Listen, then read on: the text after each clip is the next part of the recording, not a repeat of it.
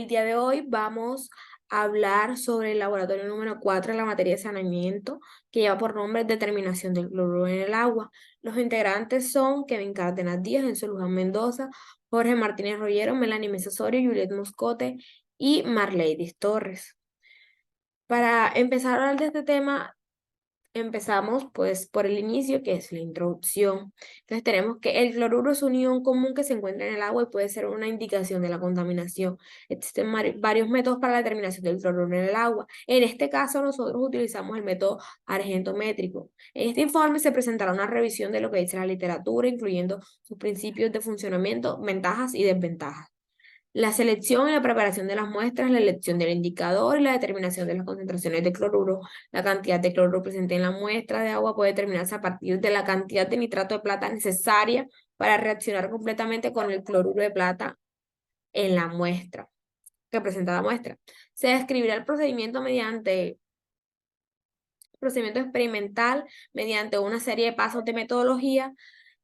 Este procedimiento obviamente se utilizó para llevar a cabo la determinación del cloruro en el agua, así como los resultados obtenidos y su interpretación. Además, se discutirán las limitaciones y ventajas del método que se compararán con otros métodos comunes de determinación de cloruro en el agua para verificar si estos cálculos fueron bien hechos. También será una matriz de correlación.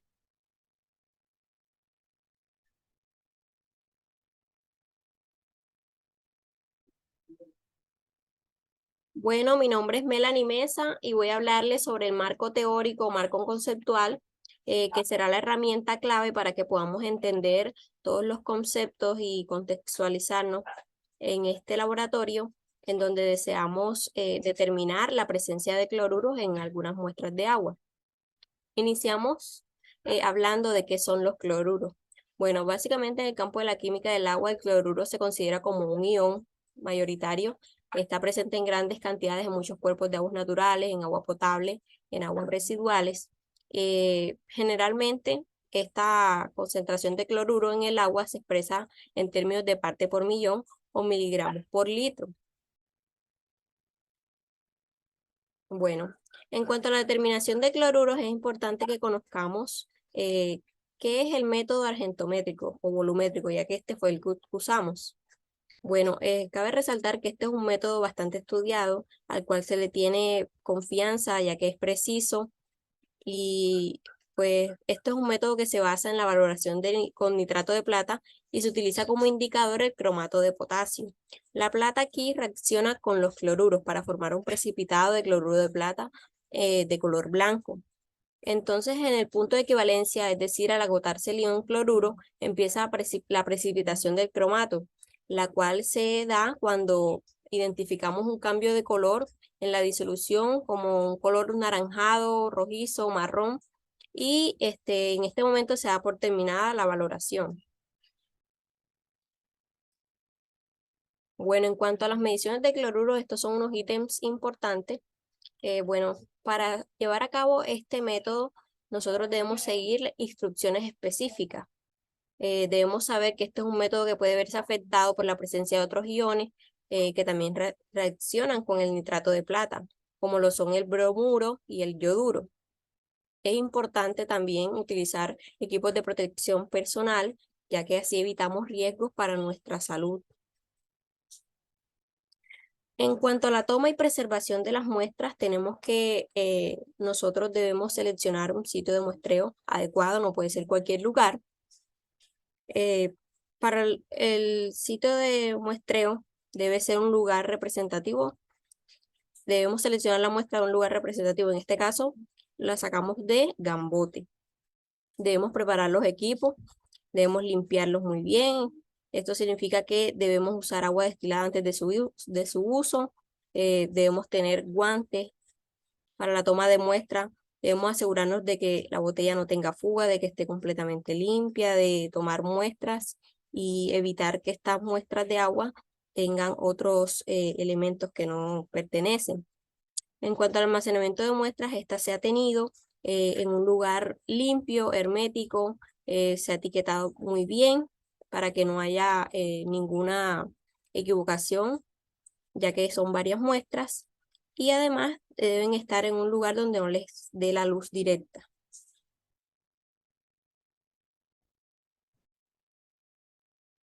Buenas, mi nombre es Kevin Cárdenas y explicaré la metodología usada en este laboratorio. Bueno, esta metodología descrita consiste en una técnica química conocida como titulación de cromato de potasio con nitrato de plata para determinar la concentración de iones de cloruro en muestras de agua. Bueno, este procedimiento comienza tomando una muestra de 25 mililitros de agua y se le agrega una solución de cromato de potasio mientras se va agitando suavemente. Luego se agrega una solución de nitrato de plata a 1.1 hasta que la muestra tome un color rojizo. Luego de esto se agrega la solución de nitrato de plata gota a gota mientras se agita hasta que ya de rojizo va tomando como rojizo marrón y así persistente. Bueno, ya después de esto se registra el volumen de la solución de nitrato de plata utilizada en la titulación y se realiza una titulación en blanco con agua destilada en lugar de la muestra de agua a analizar. Y para terminar, se repite el proceso con las demás muestras para obtener una medida precisa de la concentración de iones de cloruro en cada una de estas muestras. Bueno, y también pues es importante decir que hay que seguir el procedimiento y las técnicas de titulación adecuados para obtener resultados precisos y fiables.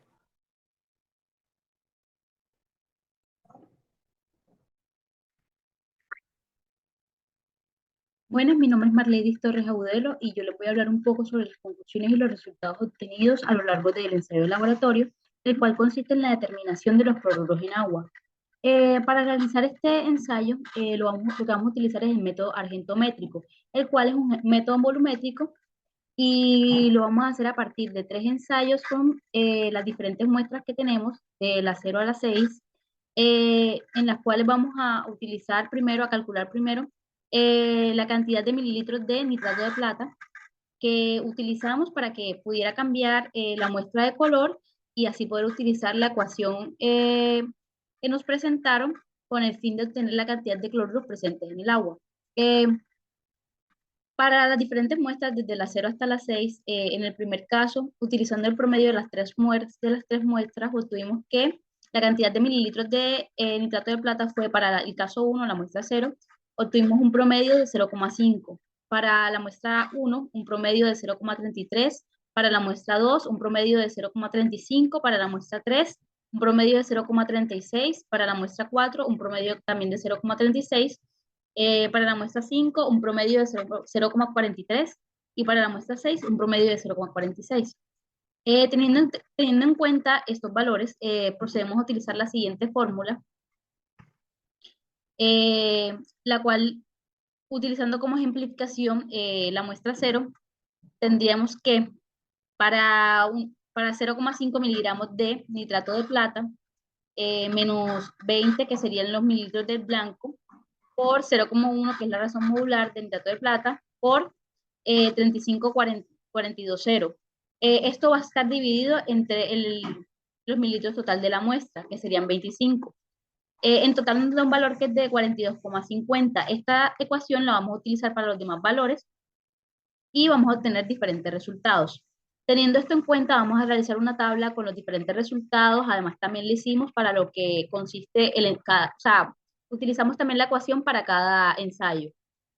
Sacamos valores promedio, realizamos la desviación y el coeficiente de variación. Para los promedios obtuvimos entonces que el promedio de la muestra 0 sería un valor obtenido de cloruros en el agua de 42,50.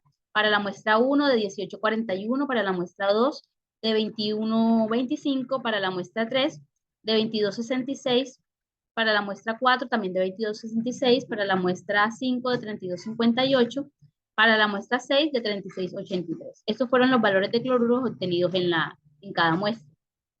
Podemos evidenciar que el valor más alto fue el de la muestra 0. Quizás esto se deba a algún error cometido durante el ensayo o algún error de cálculo.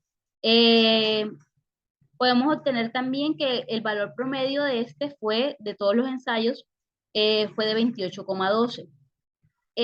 podemos también evidenciar que teniendo en cuenta la normativa vigente, que es la de 2115 del 2007, la cual nos señala las características de instrumentos básicos que nos permiten la frecuencia de control, tenemos que el valor máximo permisible para los cloruros en las aguas sería de 250 miligramos sobre litros.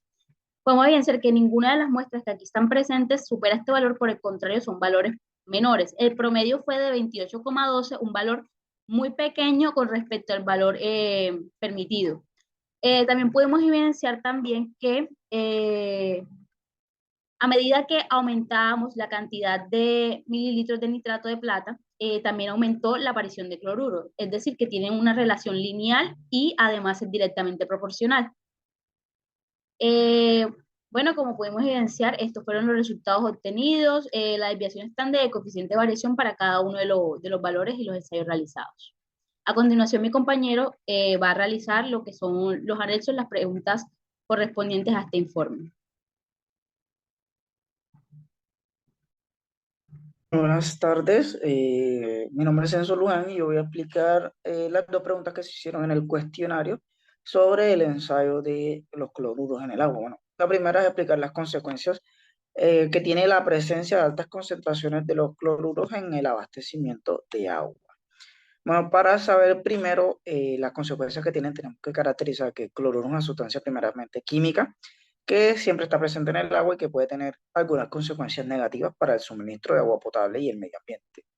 En sí mismo, el cloruro no es tóxico en concentraciones moderadas, pero en altas concentraciones puede desarrollar o puede ser la causa muchas veces de problemas relacionados con el sabor y el olor, pues ya que puede hacer que el olor y el sabor sean un poco desagradables para las personas y también puede ser muy corrosivo para las tuberías de los sistemas hidráulicos que conducen el agua potable a los hogares, edificios, en fin. Bueno, también esta corrosión causa muchas fugas en el agua y además de esto, las altas concentraciones pues, de cloruro pueden tener un efecto negativo en pequeñas especies de peces que viven en cuerpos de agua y además pueden ser también tener efectos negativos para la agricultura, ya que muchas veces daña las raíces de las plantas y reduce como tal el rendimiento de los cultivos. Ahora, bueno, por último, también tenemos que el consumo de agua con altas concentraciones de cloruro puede causar problemas de salud en algunas personas, como diarrea, náuseas, vómitos, y en casos puede llegar hasta afectar o conducir a una infección como la gastroenteritis. Por tanto, es bastante importante monitorear los niveles de cloruro en el agua cuando estamos suministrando agua potable, ya que de esto va a depender en gran medida, el nivel de salud pública que le ofrecemos a las personas. Bueno, el segundo punto